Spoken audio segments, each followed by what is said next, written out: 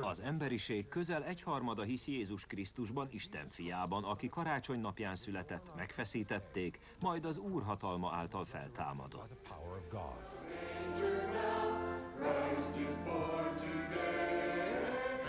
Az angyal ekképp szólt hozzájuk: ne féljetek, mert íme hirdetek nektek nagy örömet. Jézus Krisztus története a kereszténység oldhatatlan kötelékeként mutat utat a hívek számára. Ki az Úr Krisztus a Dávid városában, ez pedig néktek a jele. Találtok egy kisgyermeket bepójálva feküdni a jászolban. Tom Harper, aki egész életét a kereszténységnek szentelte, nemrég mégis arra a következtetésre jutott, hogy semmi sem támasztja alá Jézus Krisztus hajdani létezését.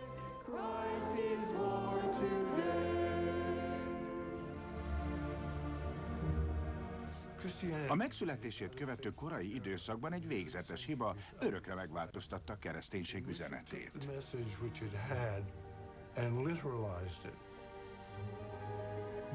Hogy a mai értelemben vett kereszténység mikor és hogyan alakult ki, nos, ezt mindmáig sűrű homály fedi. Egy 1000 éves rejtély és egy kőtáblába vésett, titokzatos kód megfejtése révén egy egészen új Jézus történet kezd körvonalazódni. Egy olyan történet, amely 3000 évvel Krisztus megszületése előtt íródott. Újabb és újabb kérdések merülnek fel, és egyre inkább úgy tűnik, hogy egy jól kitervelt álcával van dolgunk. Tom Harper meggyőződése, hogy a szóban forgó csalásra a keresztény egyház megóvása, valamint Jézus Krisztus valódi kilétének elkendőzése miatt volt szükség. A pogány Krisztus.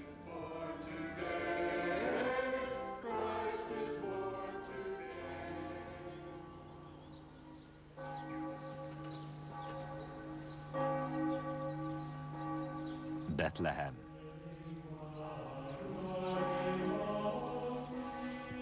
A születés temploma.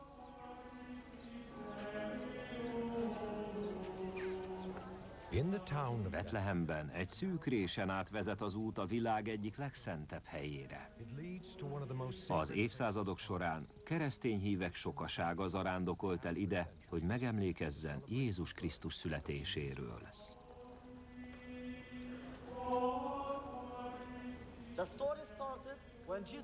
Jézus Krisztus története ezen a helyen kezdődött. Itt, ebben a barlangban kialakított istállóban. A korai keresztények szinte azonnal imádságra alkalmas helyé tették Jézus szülőhelyét.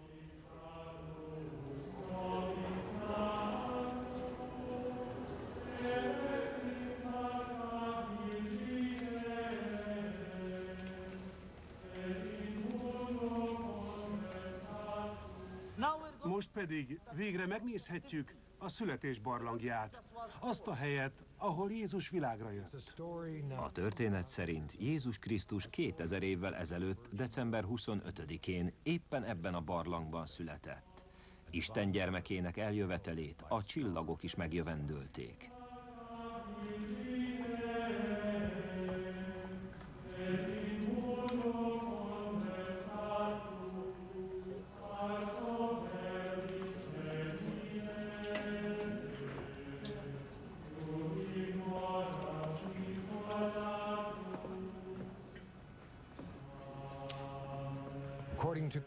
A kereszténység ezt a helyet tekinti Jézus szülőhelyének, ahol a keresztény hitvallás több mint 2 évezreddel ezelőtt szárba szökkent.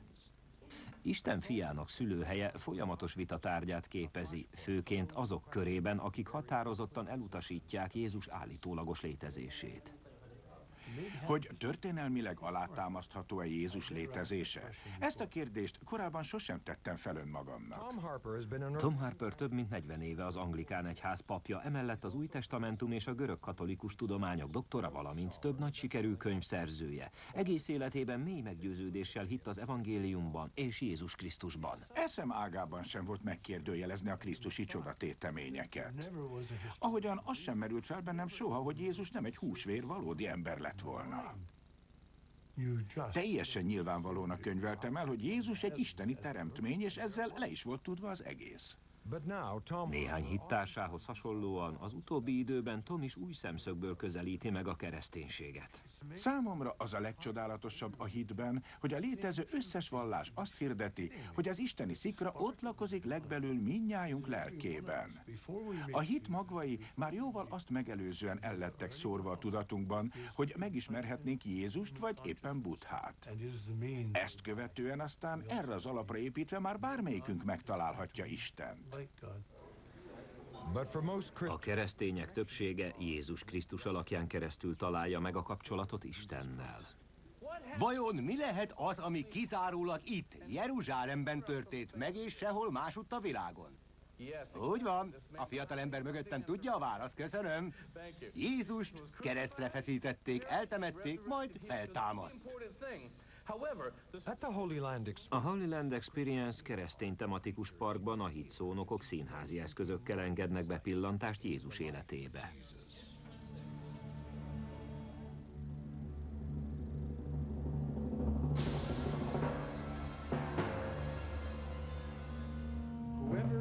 Aki hisz én bennem, ha meghal is él. És aki él és hisz én bennem, az nem hal meg soha. Jézus életének egyik megelevenítője a keresztény színész Les Cheveldayoff. Megfeszíteni! Csak ketten vagyunk, te és én. Gyerünk, kelj fel a magad erejéből. A zsidó királya, na hiszen. Megfeszíteni! Kelj fel, állj talpra!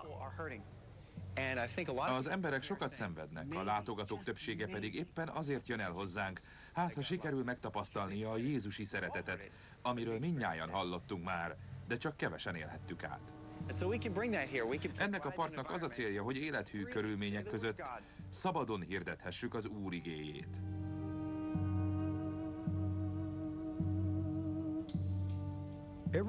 A keresztény tematikus park előadásai szóról szóra az Új Testamentum 4 evangéliumára épülnek. A főszereplő természetesen Jézus Krisztus, akit rövid élete végén kegyetlenül keresztre feszítettek.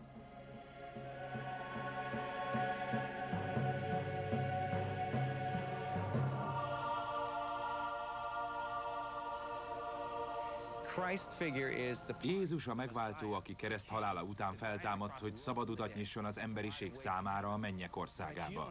Sajnos sokan nem értik, hogy ehhez semmit nem kell tenniük, csak elfogadni az ő létezését. Uram, kérlek, bocsásd meg a bűneiket!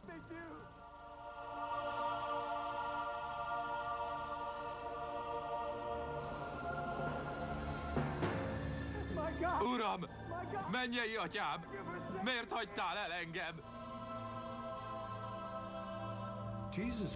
Jézus Krisztus a keresztény vallás kulcsfigurája lett. Az ő alakja áll mindennek a középpontjában. Az evangéliumok nem sokszor említik meg az Úr nevét, sokkal inkább Jézusról mesélnek, aki viszont minden cselekedetével az Úr felé kormányozza az embereket.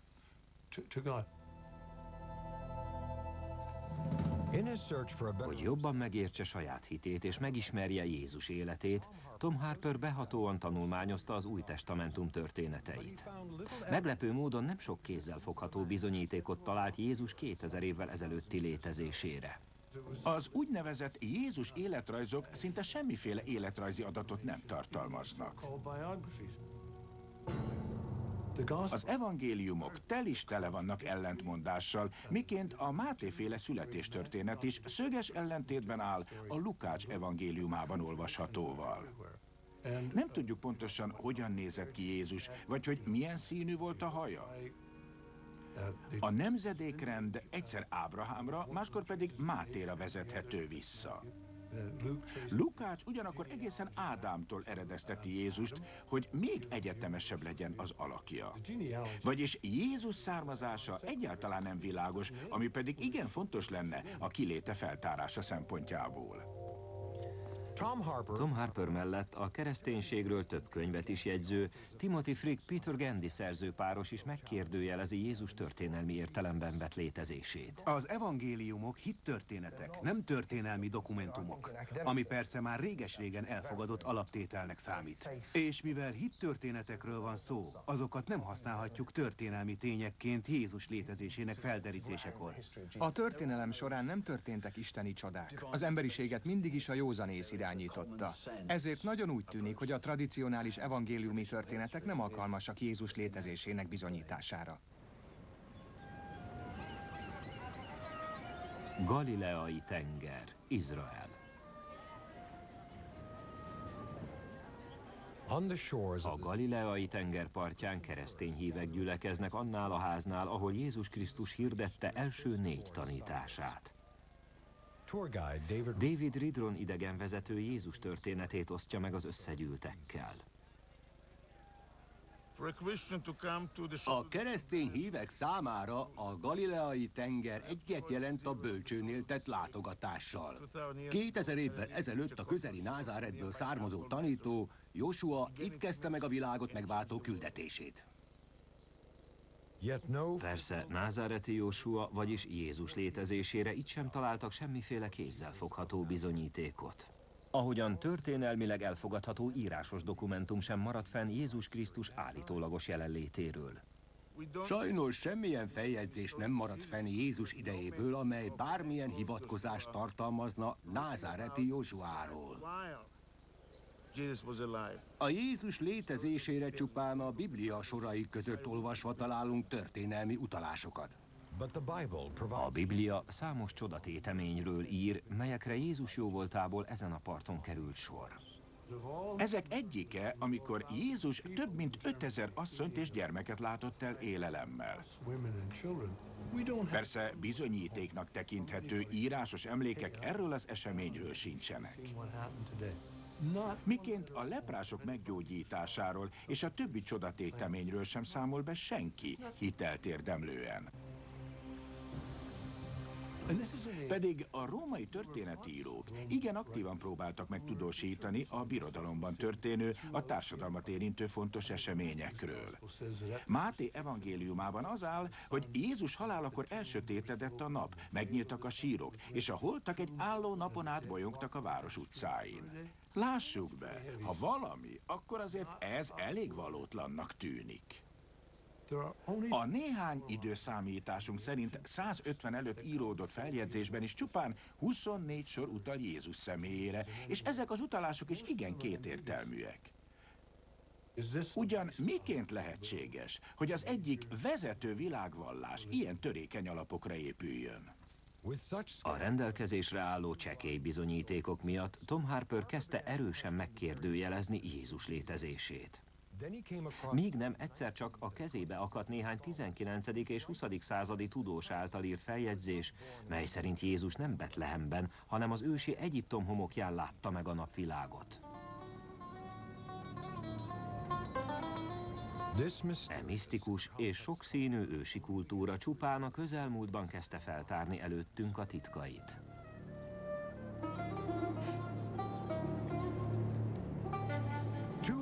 200 évvel ezelőtt Napóleon egyik katonája megdöbbentő felfedezést tett, amikor a Nílus közelében kiásta a Rosetti követ.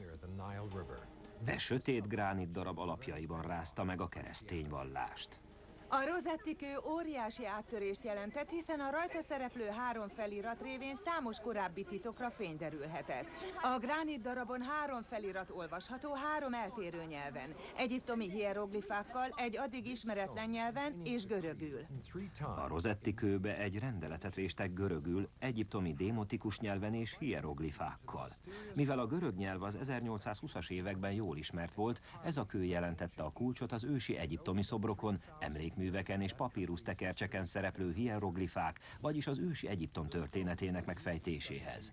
A Rosetti-kő hozzájárult a British Museum kiterjedt egyiptomi gyűjteményének beható tanulmányozásához, melynek eredményeként egy teljesen új történet kezdett kibontakozni Jézusról.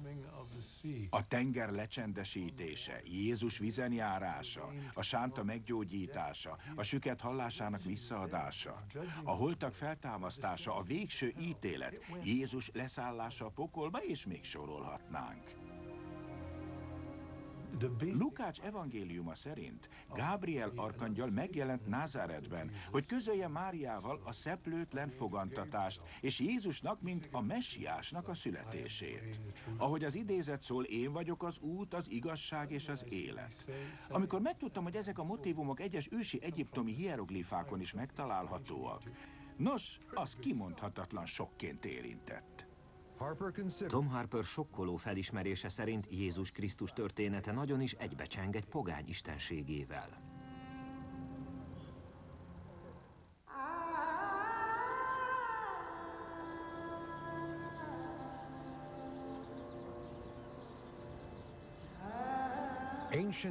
Az ókori Egyiptom a világ egyik legősibb vallásának volt az otthona.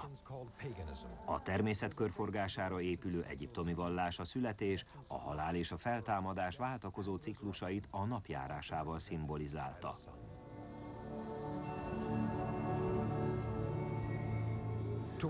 A természet leghatalmasabb erejének, a napnak az imádata egyet jelentett Isten imádatával. Az ősi pogány világ a legkevésbé sem volt valamiféle sötét, primitív, elvadult hely. Sőt, mint Egyiptom esetében is, igen fejlett kultúrákról van szó, amelyek a filozófiát, az építészetet, a demokráciát, a matematikát és számos más tudományt hagytak az utókorra.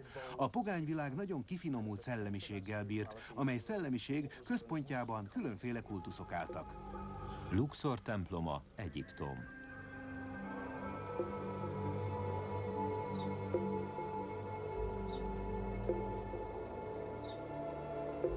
A kultuszok misztikus napistenekre, félig istenség, félig emberféle alakokra épültek.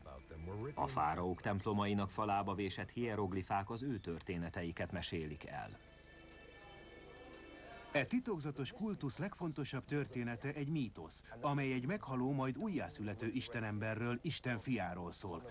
A történeteket tanulmányozva kiderül, hogy a szóban forgó istenember egy szűz és Isten közös gyermekeként született, egyes feljegyzések szerint éppen december 25-én. Hogy több csodatéteménye között egy esküvő alkalmával a vizet borrá változtatta, és hogy 12 tanítványának a szeretet erejéről prédikált. Azután azt is megtudhatjuk, hogy összerúgta a port a vallási vezetőkkel, akik ezért húsvét tájékán kivégeztették. Egyes történetek szerint éppen keresztrefeszítéssel.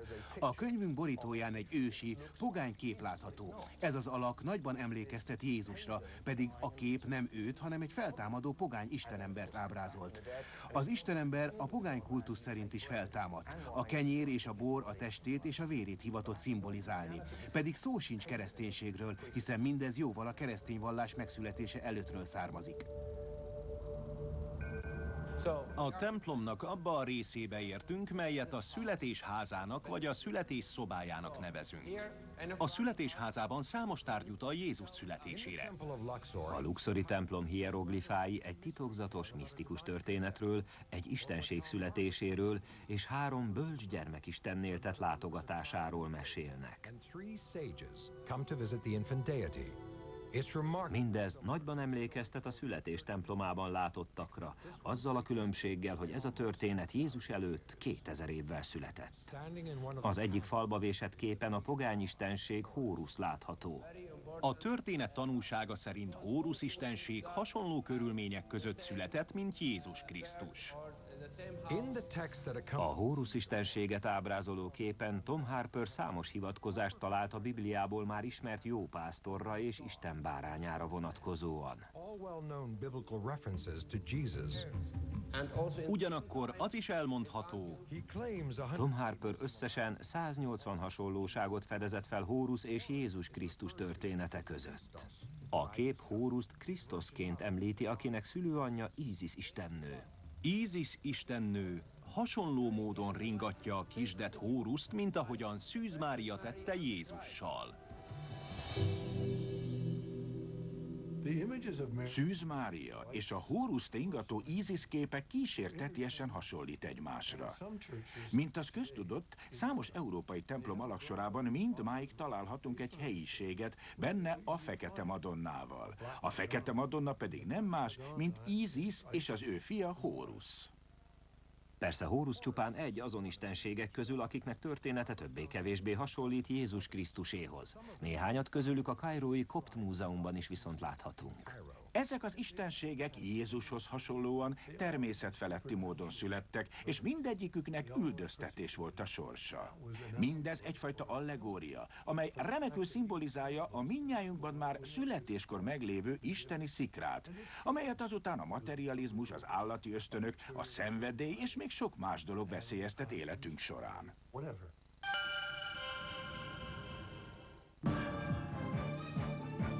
Az ősi világ legendás ikonjait a mondák és a történelemkönyvek alapján ismertük meg. Ám a legújabb kutatások tükrében vajon mit árulnak el magukról ezek a mítikus személyek?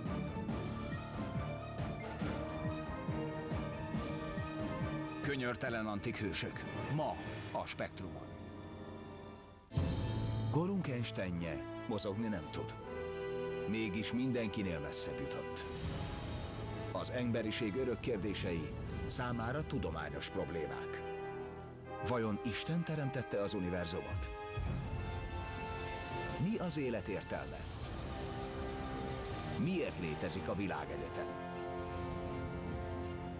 Stephen Hawking, a nagy terv. Ma a Spektrumon. Amikor megteheted, hogy valóra vásd az álmaidat, akkor nem szabad elviccelni. Ezek a milliómosok komolyan veszik a hobbiukat, és nem ismernek alkut, ha a minőségről van szó. A legjobbakkal dolgoztatnak, akik előtt nem létezik lehetetlen kihívás. Fényűzés felső fokon. Ma a Spektrumon.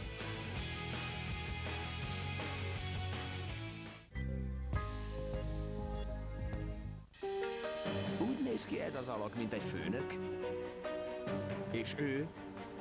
Esetleg ő? Ők bizony, mind főnökök. Csak éppen áruhában.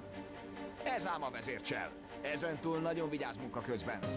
Mert a főnökök újabban álcázzák magukat. Lehet, hogy akit te zöldfőrű kezdőnek gondolsz, az pont a vezérigazgató. Beépített főnök a Spektrum TV műsorán.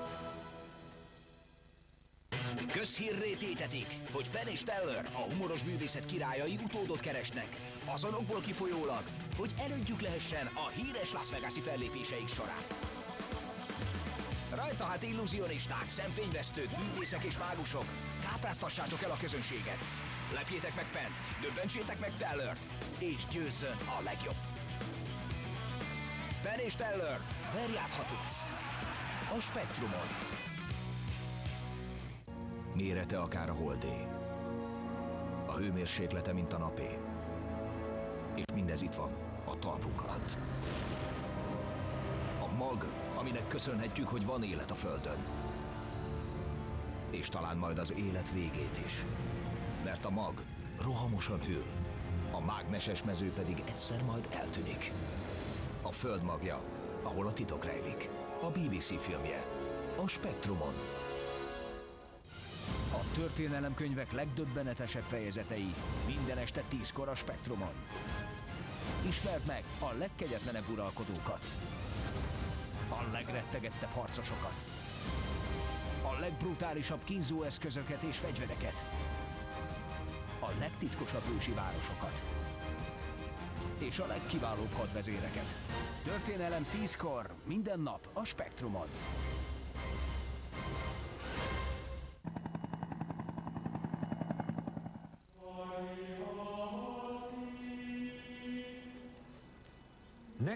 A kairói Kopt Múzeum szomszédságában található Egyiptom egyik legrégebbi temploma, a Szent Márk templom. Ez a templom a Szent Család Jézus, Mária és József Izraelből történő menekülésének állít emléket.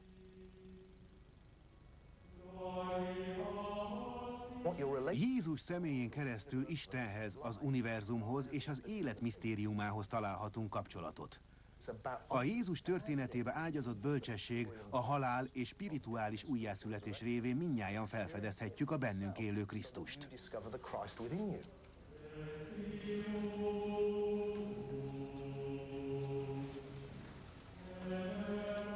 A Szent Márk templomot a kereszténység korai éveiben emelték, azokban az időkben, amikor a keresztény hívek két egymástól nagyban eltérő hitcsoportra oszlottak. Az egyik csoportot a titokzatos gnosztikusok alkották, akik másokkal ellentétben Jézus Krisztust nem húsvérembernek tekintették. Hitük szerint, ahogy ők ismerték, Josua pogányistenség volt.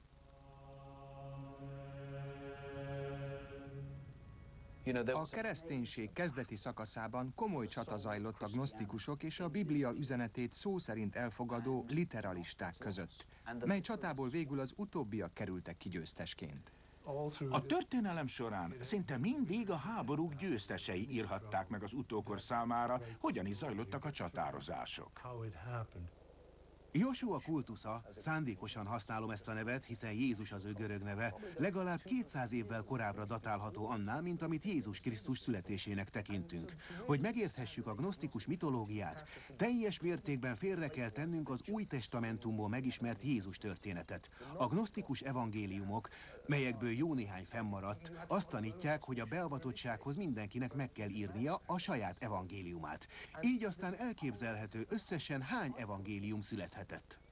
A literalisták erre úgy reagáltak, hogy természetes, hogy a pogány istenekkel kapcsolatban is születtek történetek, és az is lehetséges, hogy valaki közülük egy szamáron lovagolt. Ahogyan meghalt és feltámadó istenekről is szólnak történetek, ám a tieitek csupán mítoszok, míg a miénk a valóságban is megtörtént. Hogy a mai értelemben vett kereszténység mikor és hogyan alakult ki, nos, ezt mindmáig sűrű homály fedi. Természetes, hogy újabb és újabb kérdések merülnek fel, melyek közül nyilvánvalóan még nagyon sokra meg kell találnunk a választ. Pedig az igazság az, hogy a literalisták kitaláltak egy történetet, aminek ellenzőire üldöztetés várt. Tom Harper feltevése szerint a keresztény egyház állhat a világtörténelem legnagyobb szabású és legvéresebb kitalálmánya mögött.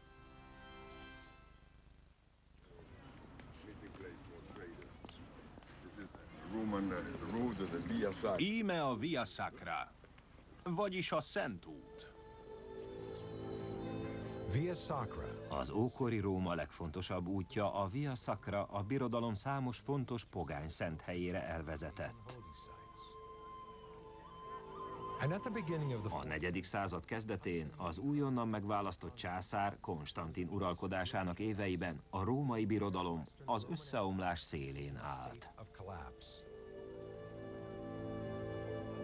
Konstantinnak 5 másik, a birodalom különböző részein uralkodó aspiránssal kellett megküzdenie a trónért. Róma fennmaradása érdekében a római nép számára mindennél fontosabb volt a nemzeti egység megszilárdítása. A birodalom ugyanis kezdett darabjaira hullani. A határokat fenyegető barbár seregeket pedig egyre nehezebb volt feltartóztatni. A birodalom újraegyesítésén fáradozó Konstantin császárnak tucatnyi vallási kultusz közül kellett választania. A kereszténység akkoriban törvényellenes volt, a vallás követőire pedig üldöztetés és halál várt. Az üldöztetés és nyilvános kivégzések egyik legmarkánsabb szimbóluma a római Kolosseum. Tom Harper a megszokottól eltérő szemszögből is megpróbálta megvizsgálni a keresztények üldöztetését. A keresztények üldöztetését korán sem tekinthetjük hagyományos kirekesztésnek, hiszen akkoriban a mai öngyilkos merénylőkhöz hasonlóan tömegek választották önszántukból ezt a sorsot. Idővel aztán az üldözöttekből üldözők váltak, akik véres kegyetlenséggel számoltak le mindenkivel, aki nem állt a kereszténység mellé.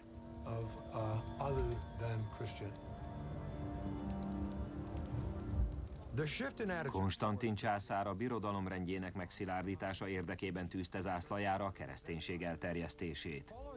A császárt a Milvius-hídi csata után egy égi látomást térítette keresztény hitre, melyet követően egy személyben lett Róma első keresztény császára és a keresztény egyház első pápája.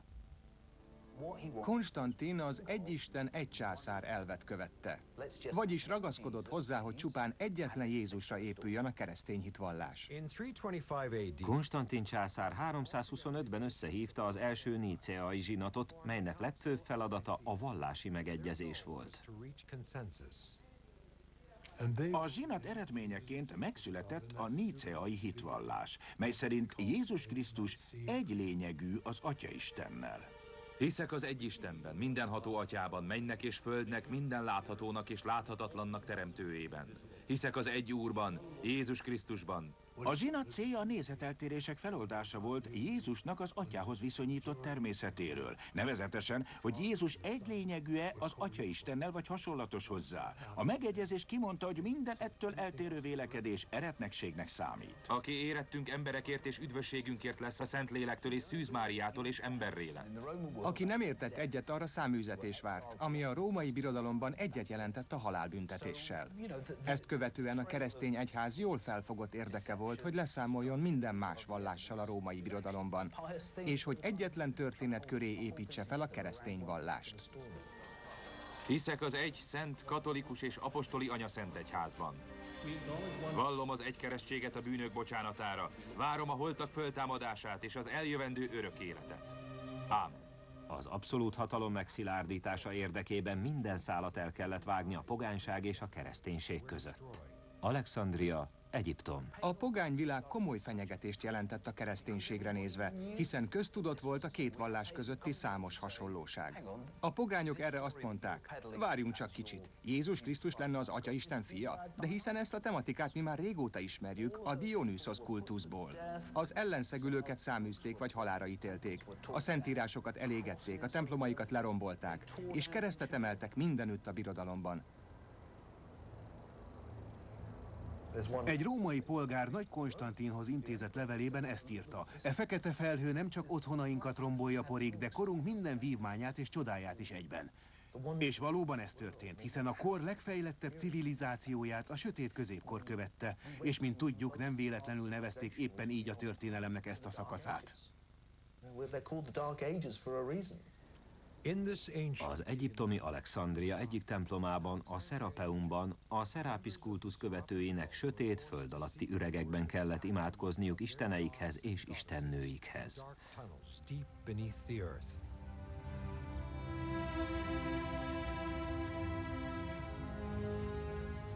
A barlangok falába vésett polcokon egykor a vallási kultusz szentírásait tartalmazó papírusztekercseket őriztek.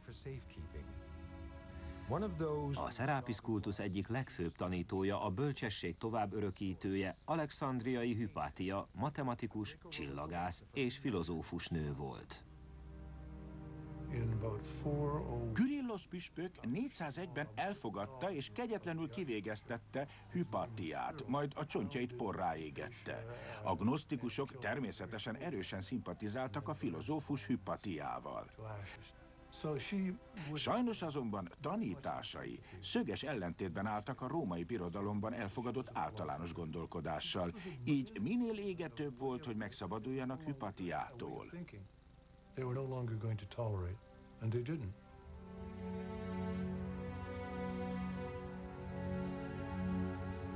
A keresztények végül betörtek a Szerapeumba, és a szentében található összes könyvet és szentírást elégették. Elmondhatatlanul sajnálatos, hogy a korabeli világ egyik legnagyobb és legcsodálatosabb bölcseleti gyűjteménye végül az eretnekség oltárán égett el. Szent Ágoston azon a véleményen volt, hogy Jézus Krisztus történetén kívül nincs szükség semmilyen más szentírásra. Hamarosan parancs érkezett Rómából a gnosztikus evangéliumok és vallási dokumentumok megsemmisítésére, mondván Máté, Márk, Lukács és János evangéliuma mellett minden más eretnekség. Hogy mentsék a menthetőt, a legszentebb írásokat egy vázába rejtve elásták az egyiptomi sivatagban. Nem tudni, mi történhetett velük, de a titok megőrzése érdekében a feladatot teljesítő gnosztikusok sosem tértek vissza a sivatagból.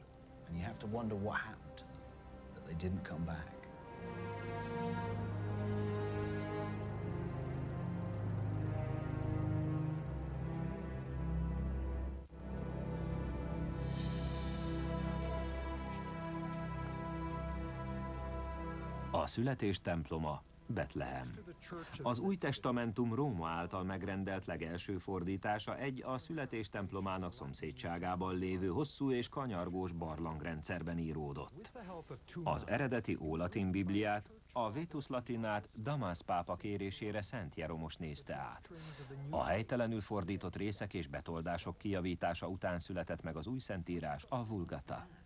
Miután Szent Jeromos elkészült a Vulgatával, a keresztény egyház hangosan kijelentette, hogy mostantól ez az egyetlen és megváltoztathatatlan szentírás.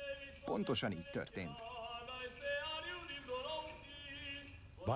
A római birodalom bukása idején az ortodox kereszténység virágkorát élte. A literalisták számára Jézus neve jelentette a törvényt.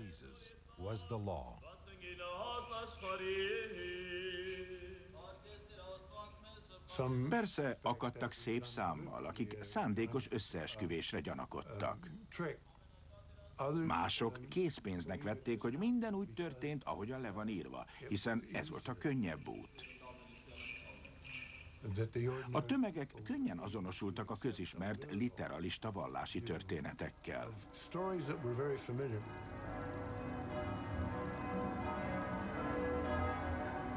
Szent Péter tér, Vatikán. A pápa végül az 5. században tiltotta be véglegesen, hogy a hívek a római Szent Péter bazilika lépcsőjén a naphoz imádkozzanak.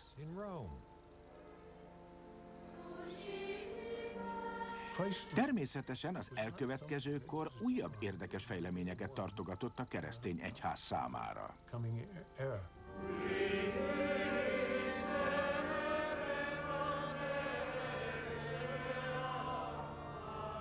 A kereszténység fellegvárában, a Vatikánban, a Szent Péter bazilika alatti helyiségek mennyezetén 3.-4. századi mozaikok emlékeztetnek a pogány és keresztény hitvilág keveredésére.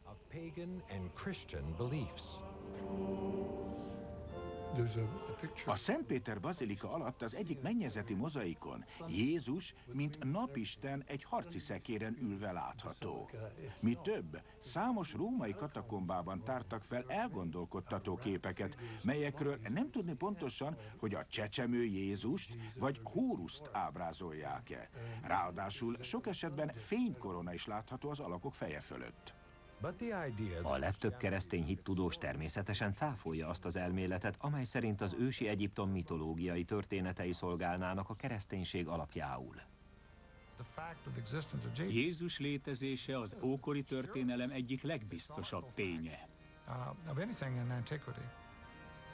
Vezető keresztény teológusok számára abszurdnak tűnik az ötlet, hogy Jézus Krisztus alakja a pogány hitvilágból eredne.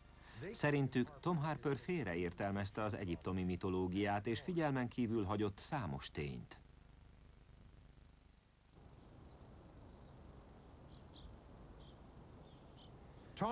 Pedig Tom számos kapcsolatra fényt derített az egyiptomi pogányistenség, Hórusz és Jézus Krisztus vonatkozásában. Így Jézus alakját ma már nem literalista, hanem metaforikus szemszögből vizsgálja. Számos történészt ismerek, akik közül véleményem szerint senki sem ért egyet Tom bizonyosan téves elméletével. Tom Harper könyve arra hívja fel az olvasót, hogy vizsgálja meg újra a kereszténység kialakulásának körülményeit. Természetesen én is elolvastam, hát ha van benne néhány elfogadható elmélet, de sajnos egyet sem találtam. Luxor temploma, Egyiptom.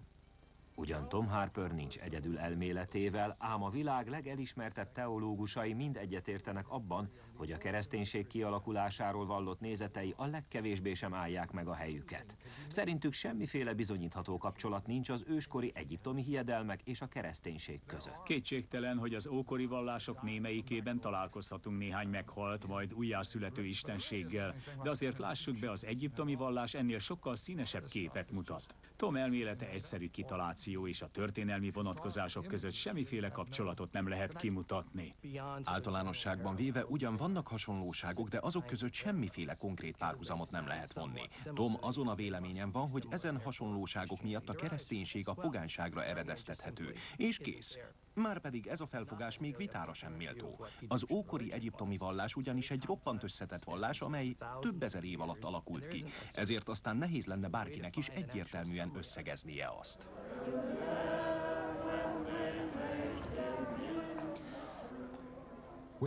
A Jeruzsálem óvárosának falai mögött található Szent Sír bazilikát Konstantin császár építette egy hajdani pogány templom helyén. A császár 326-ban rendeletben is kihirdette, hogy Jézus Krisztus ezen a helyen halt meg, majd támadott fel. Keresztény hívek milliói mindmáig késztényként kezelik ezt az állítást.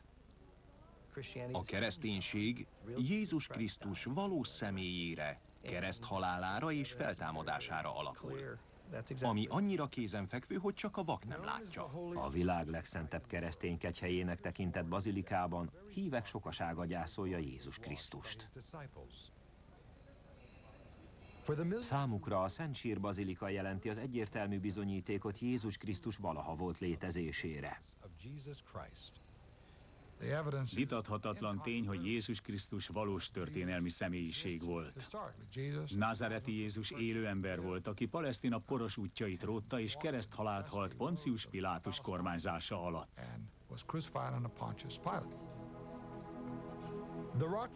A templom alatti kőalapzat nagyban hasonlít az Új Testamentumban leírt feltámadás helyszínére. De vajon ez elegendő annak bizonyítására, hogy Jézus Krisztus valóban létezett? A 4 evangéliumot egymástól független tanúnak kell tekintenünk. Mindegyik az első század vége előtt íródott, amit egyetlen hittudós sem cáfol.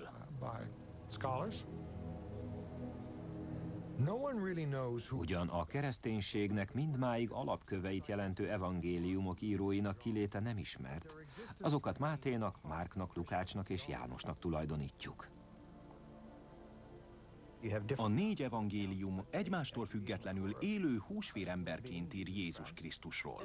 Ezen kívül pedig hiteles külső forrásokból, azaz ókori római történetírók feljegyzéseiből is kiderül, hogy Jézus valóban létezett. A hitelesnek tekintett külső források néhány ókori történetíró feljegyzéseit takarják, amelyek valóban megemlítenek egy Krisztusféle alakot.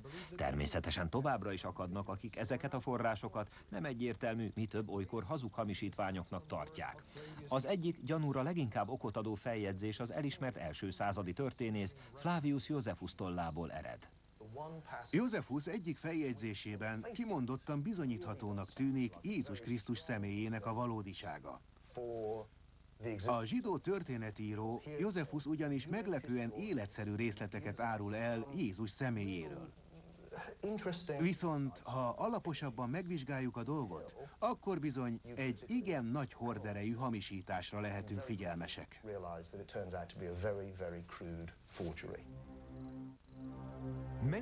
Számos történész szerint Konstantin parancsára módosításokat eszközöltek Josephus eredeti feljegyzéseiben.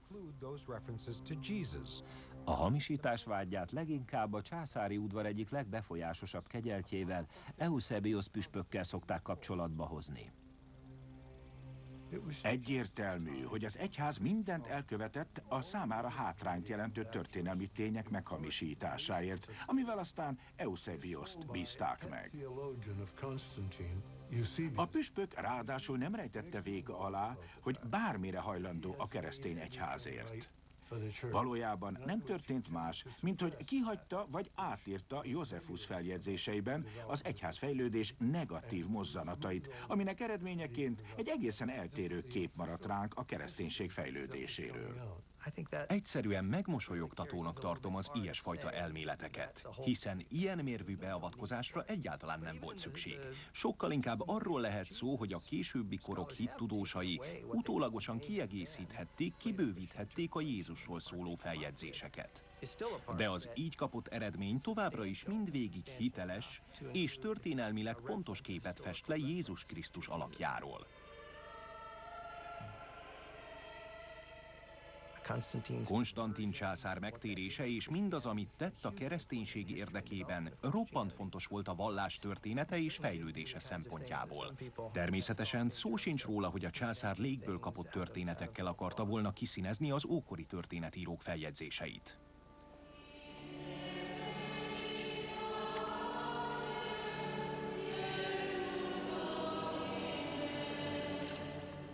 A kereszténység amolyan intézményes vallás a nyugati világban, amelynek felvétele persze egyaránt járt jó és rossz következményekkel. A vallás kialakulása és formálódása öngerjesztő folyamat volt, amely mögött badarság volna összeesküvés elméleteket felfedezni. Még akkor is, ha a római császár mindenki felett állt, hiszen mit befolyásolt volna az adott korban egy ilyen állítólagos hamisítás? Természetesen nem állítom, hogy ördögi cselszövésről lenne szó, de azt igen, hogy a császár nem volt képes ellenállni a kísértésnek. Hiszen ha a tömegek elvakult hívekké válnak, abban a pillanatban függeni fog tőled az üdvösségük. Én vagyok az út, az igazság és az élet. Vajon tévedhet 2 milliárd ember a Földön? Természetesen meg lehet, ezért én is rendszeresen felteszek saját magamnak bizonyos kérdéseket. De a válasz mindig az, hogy a kereszténység nem akar senkit hiszékennyé tenni, vagy rákényszeríteni a tanultak elfogadására. A hitünket mindig kritikus szemmel kell megvizsgálnunk. Aki hisz én bennem, ha meghal is, él. És aki él, és hisz én bennem, az nem hal meg soha.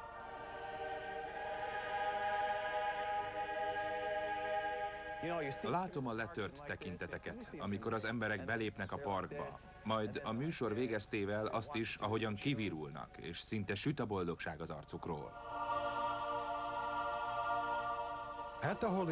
A Holy Land Experience műsorának fénypontja természetesen nem lehet más, mint Jézus Krisztus feltámadása.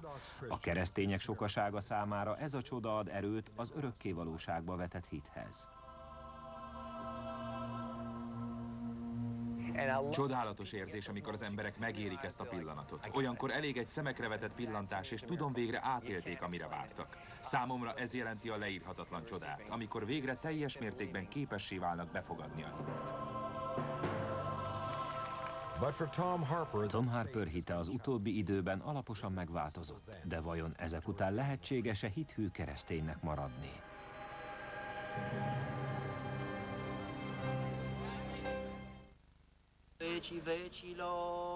Jordán folyó, Izrael.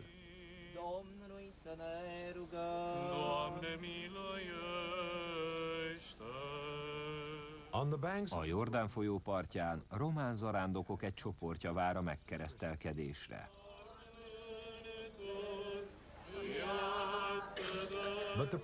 A szertartást végző lelkipásztor szerint a Szent folyó csupán része a lelki élet roppant fontos mozzanatának.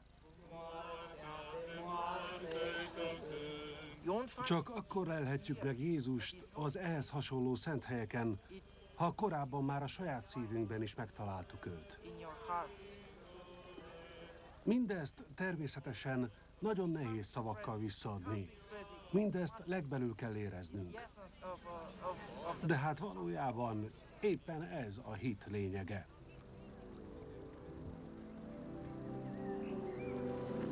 Tom Harper ugyanezen a véleményen van, nevezetesen, hogy Jézust önmagunkban kell megtalálnunk.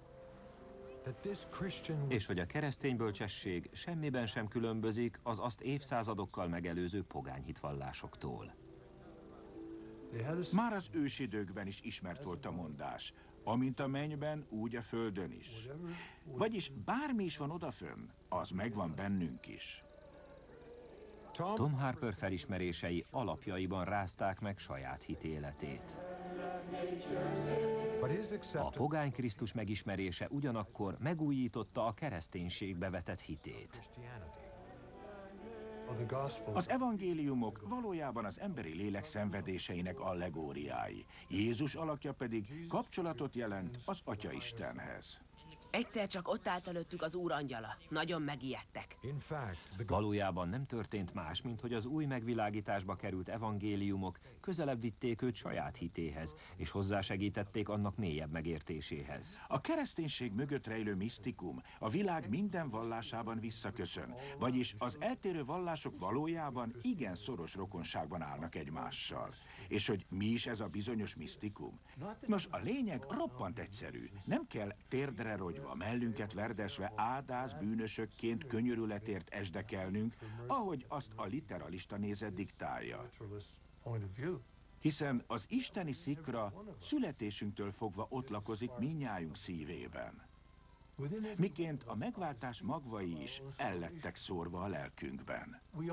Mindnyájan birtokoljuk ezt az ajándékot, csak fel kell ébrednünk, és át kell élnünk a szeplőtlen fogantatást, vagyis azt a pillanatot, amikor végre felismerjük, kik is vagyunk valójában.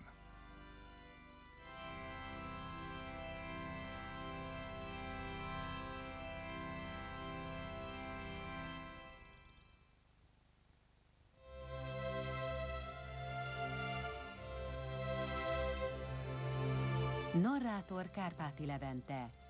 Magyar szöveg Sípos Ede. Szerkesztő Lerner Balázs. Hangmérnök Pap Krisztián. Gyártásvezető Kovács Marian. Szinkronrendező Gellén Attila. A magyar változatot a Spektrum Televízió megbízásából a Masterfilm Digitál készítette.